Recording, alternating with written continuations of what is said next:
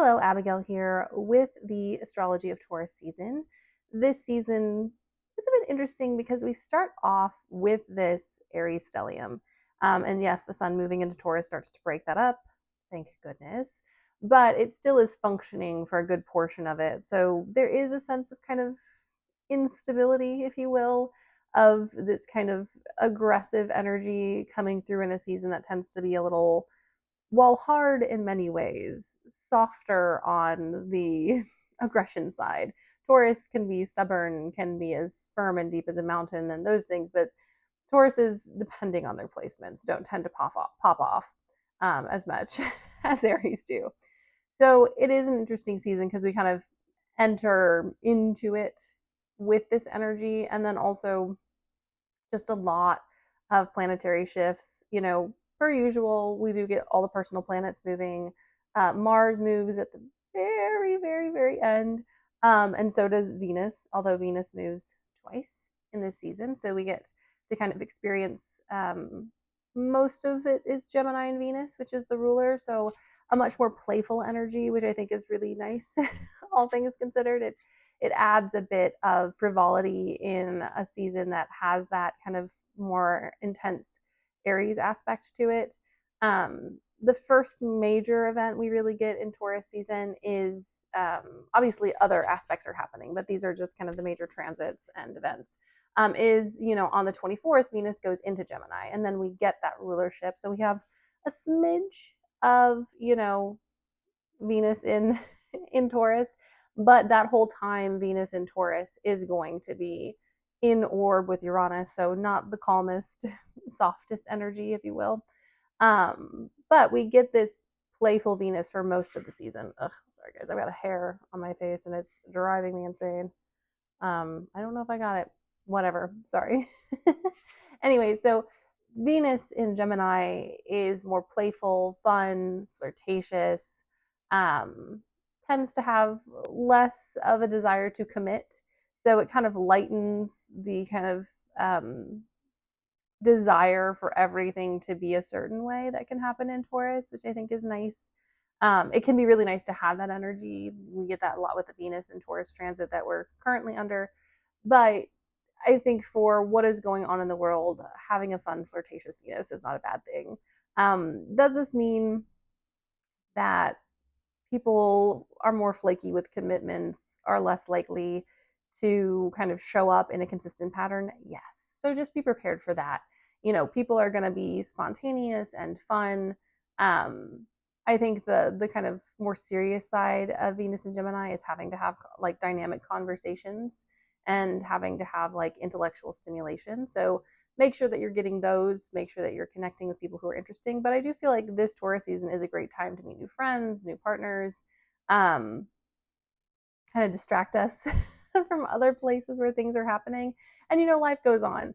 Maybe all the stuff happening in, Mars and Aries isn't Mars and Aries, Saturn and Aries, Neptune and Aries, Mercury and Aries isn't like, oh, stability, but people are still having children, people are still meeting partners. It just kind of shifts the quality, meeting friends, it just shifts the quality of the relationship over time.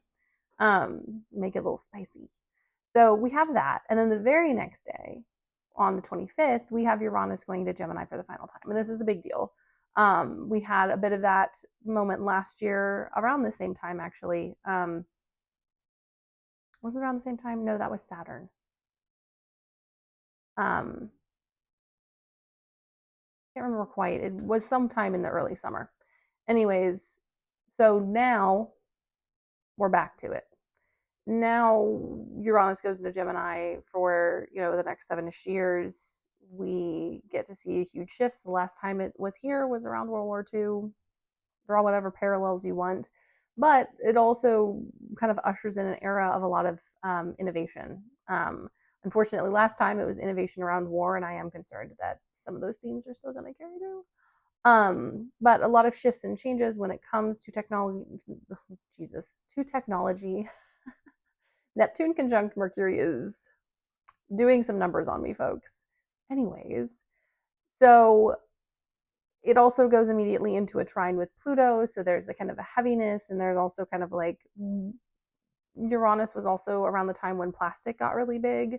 And so I think we're going to start to see like more and more information about how plastics have really, really screwed with our bodies and microplastics and all of those things coming up.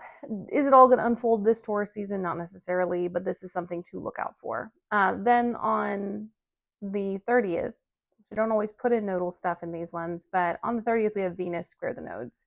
And it can feel really eclipsy when a planet is square the nodes. And so just know that, especially the beginning of the season, there might be kind of, firstly, we're having the runoff from the Mars Saturn conjunction. We're having the runoff from, then the Mars Saturn conjunction doesn't really separate fully until like right after the full moon in Scorpio that we're coming up on. But Venus square the nodes can be kind of karmic connections, recognizing where certain patterns are being repeated over and over again, where maybe we are being a bit delusional and illusionary.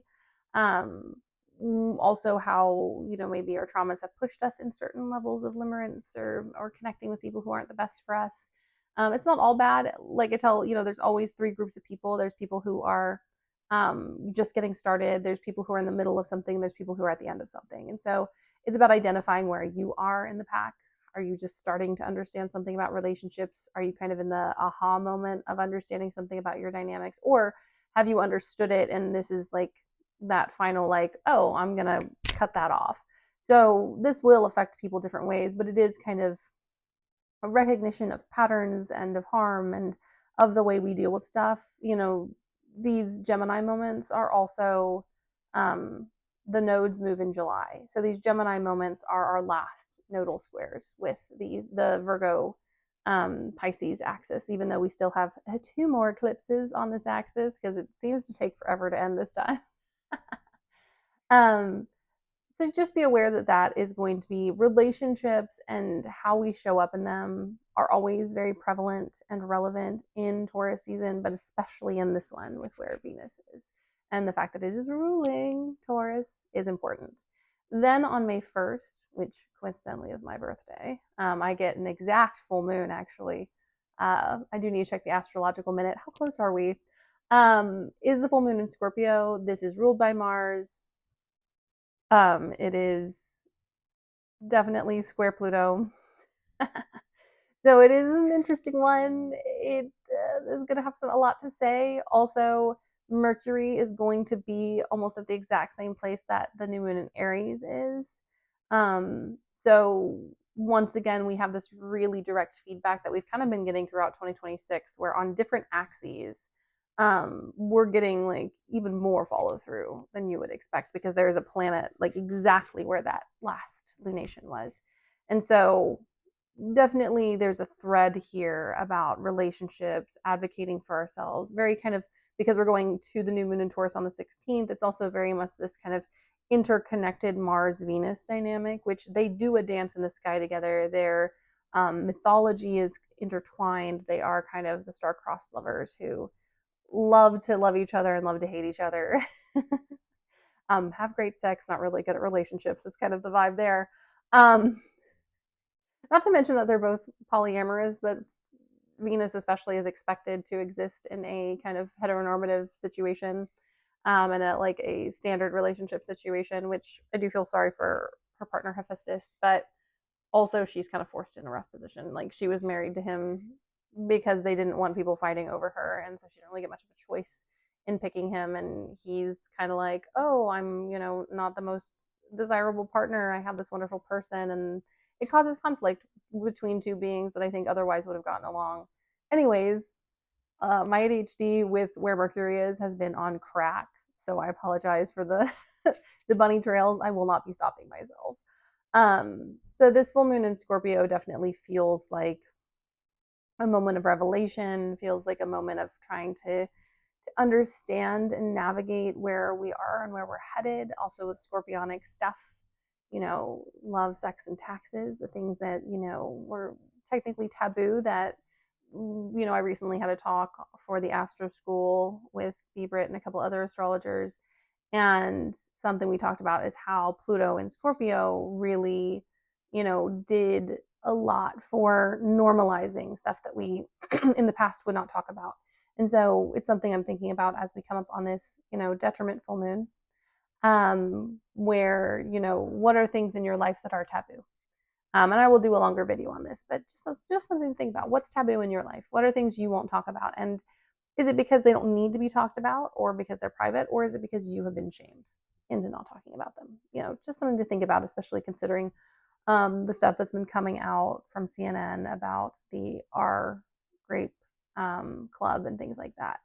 Um, Moving on to May 2nd, and a lot of this is kind of bing, bang, boom. There's like several days where nothing happens, and then there's like everything happens in Taurus season. Mercury goes into Taurus, so it's officially out of the spicy, dry Aries energy, and it's into Taurus. Mercury in Taurus is kind of neither here nor there. It's not exalted, it's not detriment, not fallen, not domicile, but it does move slower. Kind of a theme I've seen throughout multiple, obviously Mercury in Taurus happens pretty frequently. Multiple cycles is this idea that your words matter, that what you say during a Mercury Taurus, even if you're like, oh, it wasn't that big of a deal, people will remember. Those words will come back to bite you. Those words are more concrete and more visceral than your typical words. So just, some little advice going into this is just to be thoughtful about, what you say, what you commit to with Mercury and Taurus. If you want to commit to something and you want it to last, it's a great time to commit to that. But if you are on the fence about something, Mercury and Taurus is not really the energy you want to lock that in, because it will indeed be locked in.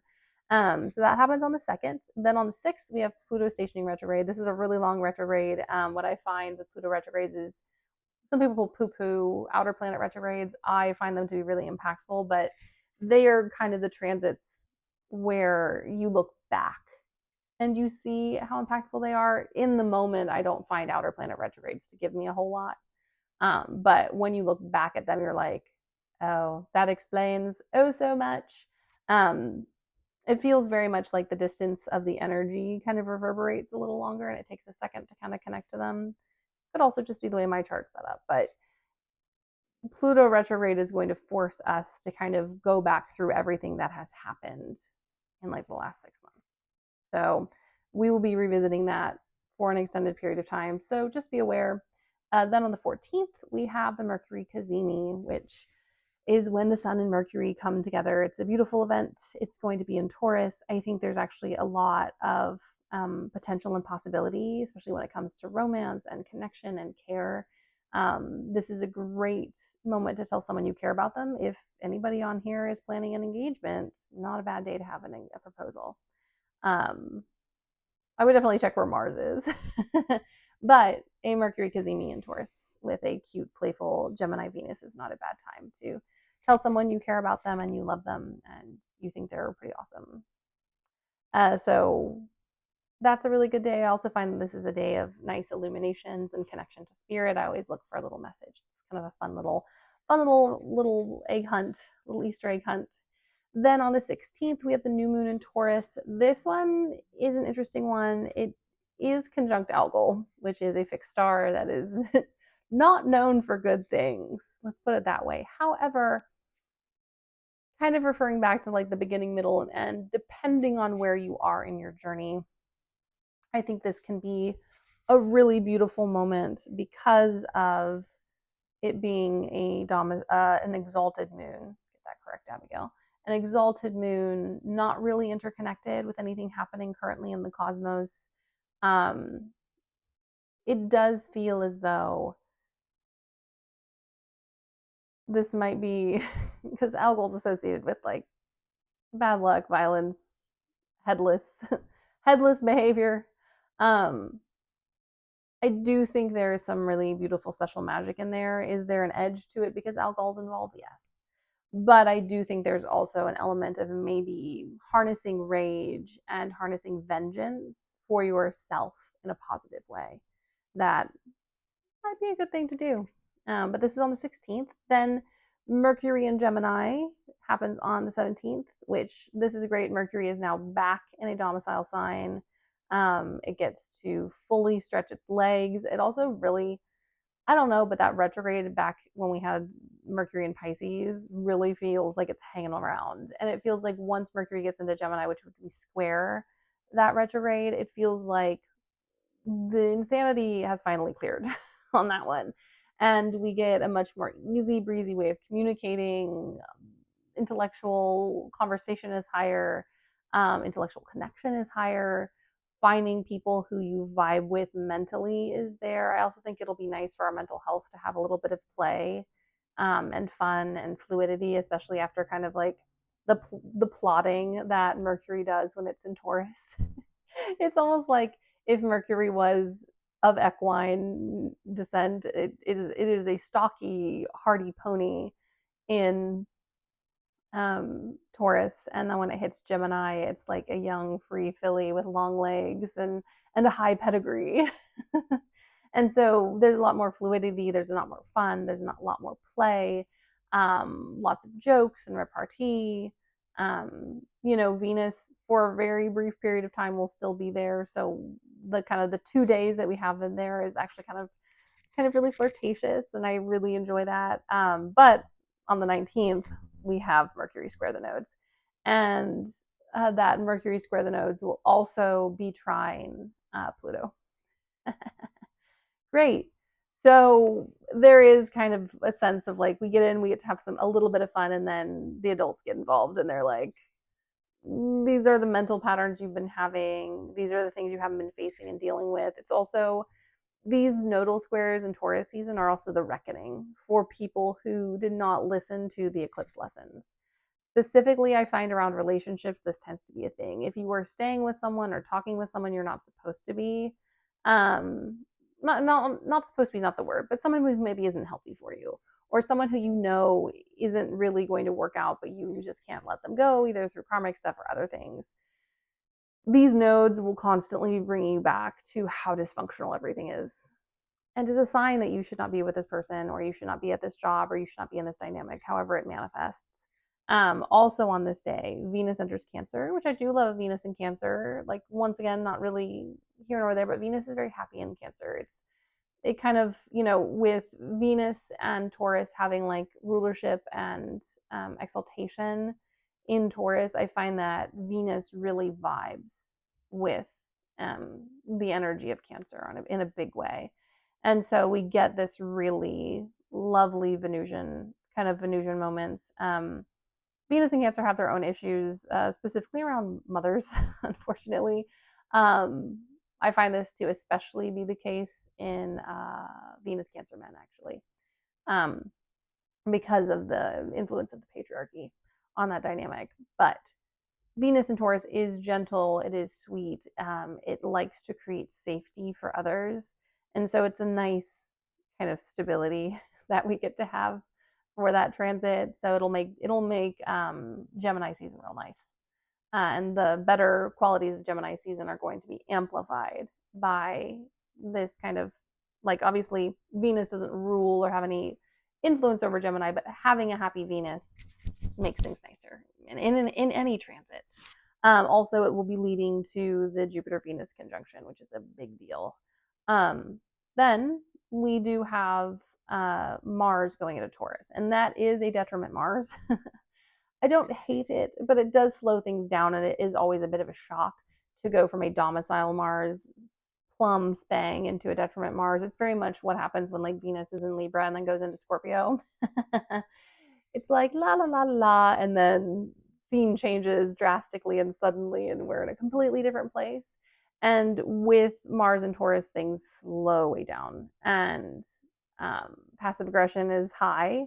Um, I personally, and this just kind of speaks to who I am, but some people might, feel this themselves.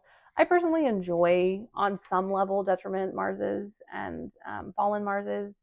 There is a sense of security in a Mars that doesn't pop off, especially if you've been around people who have very aggressive Marses.